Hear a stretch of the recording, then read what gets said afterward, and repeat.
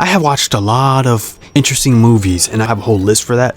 I remember a few because these ones really stick with you. I kid you not, these movies will make you uncomfortable. These movies made my butt cheeks clench. They made me scratch my skin, bite my lip, not in an intimate way, but like in an uncomfortable way. These are movies kids should not ever bear to witness.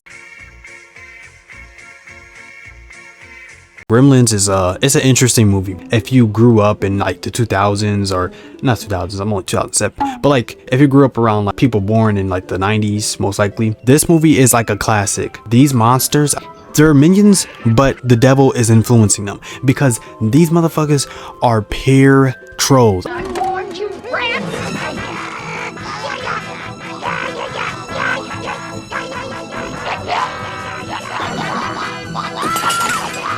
They will rip your house apart, terrorize you,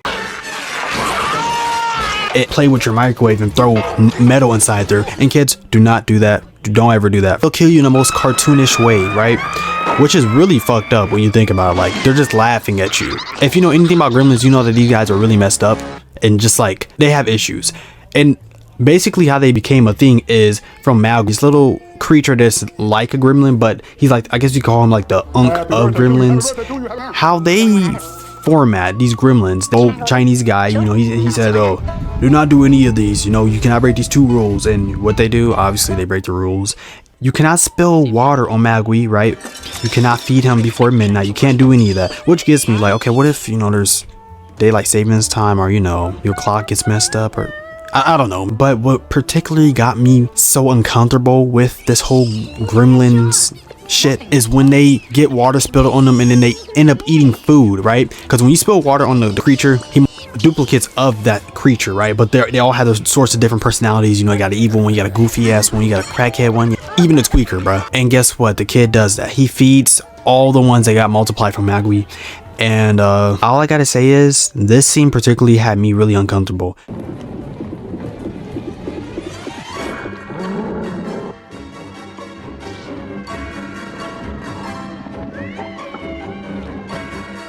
Does that look like something that you would want to touch? And then like the light shines onto it, and so you see like the silhouette of them inside. Oh my god, that made my skin crawl, bro. These guys, they bite you, bruh. They're very smart, by the way. One thing is, why would you make these motherfuckers smart? Not only that they multiply, they turn to these ugly chop ass creatures, you give them intelligence.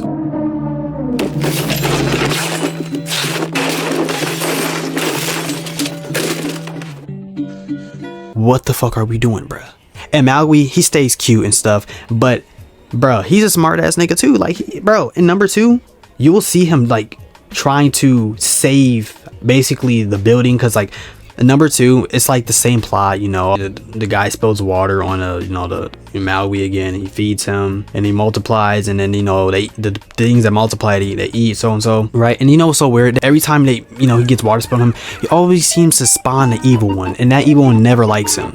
But in this one, they multiply in this building that's futuristic, like a mall in the 80s, and it's a skyscraper, and so they get throughout the whole building. They all spread throughout the whole building. And what they do is trap them in the building. But what I'm saying is, this building has like a science area, has like a food area, restaurant area, all sorts of things. And these things get their hands on the science drinks, basically mutates you. And one mutates into a giant fucking spider, bruh.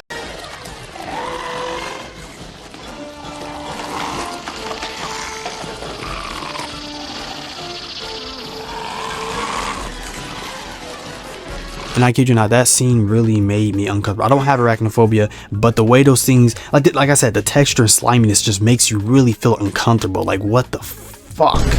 Who decided to write this? And fun little fact, I guess the gremlins they always been around. It's like some superstition, like, oh, if your car breaks down, the gremlins mess it up. Oh, if your airplane falls down, the gremlins mess it up. Which kind of makes sense, because you always see them like in an airplane. You know, just coming to my head now that I'm thinking about it.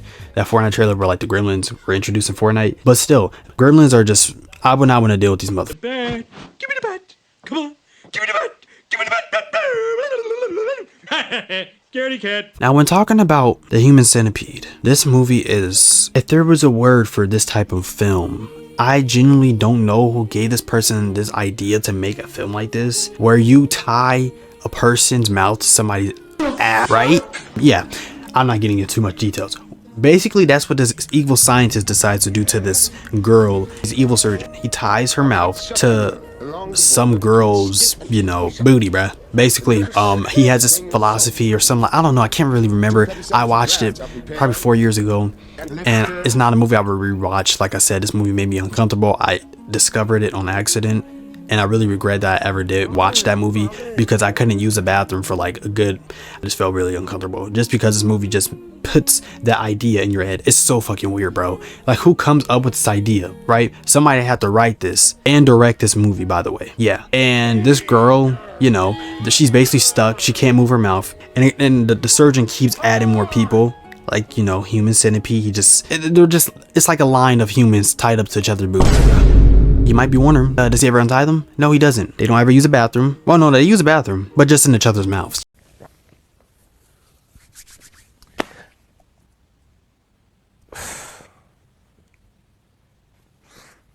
Yeah, this movie is fucking disgusting, bro. I swear to God. I wish I never. Bro, what are we doing? Seriously, this is pure nastiness, bro. But that happened, and I guess there's 3 films of this series, The Human Centipede. Like, what? We should not be making movies of this shit. I don't even know what the fuck to say. Hi, ich bin's Michel und ich bin Sven und wir zeigen euch heute unseren ultimativen Trick.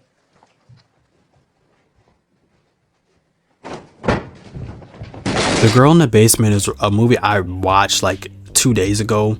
Like, this movie is really, really bad. I mean, like, the way it was filmed too. Like, there's no shadows, there's no lighting.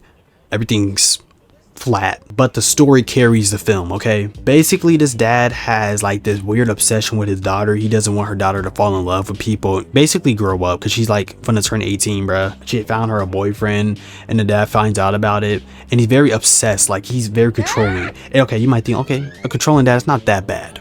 But what he does is really bad. What he really does, it stoops to the level of Satanism, bruh. He finds out that, okay, she found her a man or a boyfriend, and he locks her down in the basement. This cold room where there's no exit out except for one door. It's locked. It looks like a fucking laboratory, bruh. He can control if she can get oxygen because it's a basement, and basically suffocate you to death if he felt like it. And so he locks her down there. And so she tries to escape. But okay, I'm like, okay, I'm thinking the dad ain't gonna do nothing too crazy, right? Okay, he's gonna let her go. You know, he's just trying to teach her a lesson. No, he's a nasty guy. And so he punishes her by he basically punishes her by impregnating her. Yeah. Oh my God, what the fuck is this film, bro? I don't know. My brother puts this on, bro, and I'm like, okay, I'm not watching this shit. It looks ass.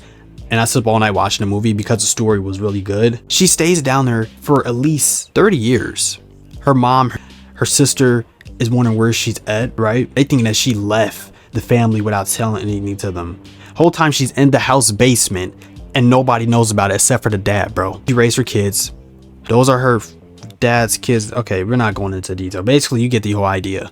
She raises them. Her father, whatever you want to call the nasty guy. And then what really pissed me off is that, like, the main character, because every time she doesn't really think, like, she acts so useless. Like, are we serious? There's so many times she could have escaped. Like when her daughter got sick and the dad had to take him to the hospital, and she was staring at like the house door and she was hesitating to like run away, which she has so many times to do that. And every time she tries to escape, seemingly the dad finds out about it. One time she found the basement roof was leaking and she digged a hole through the basement roof. She had a flashlight. She flashed it when it was raining. A neighbor seen it. And basically the neighbor goes up to the dad and say, there's somebody in your basement flashing something. Like, are you serious? It's like he has the devil's luck on his side. And throughout the movie, you go throughout it, I'm like, okay, she's at least 40 years old. Mind you, she was 17 when she got locked into that basement. So she spent a good, good years in that basement. He takes her to the hospital, you know, he walks away like an idiot, leaving her alone. She runs to the nurse and she says, help me. And then the cop's right there and he gets his ass locked up. If you guys like the video, you know, like the video, subscribe, whatnot. I really don't give a fuck. Yeah, stay clean, not nasty. I'll see you guys in the next one. Bye. Small city streets, small city roads, it's coming on, it's coming every day.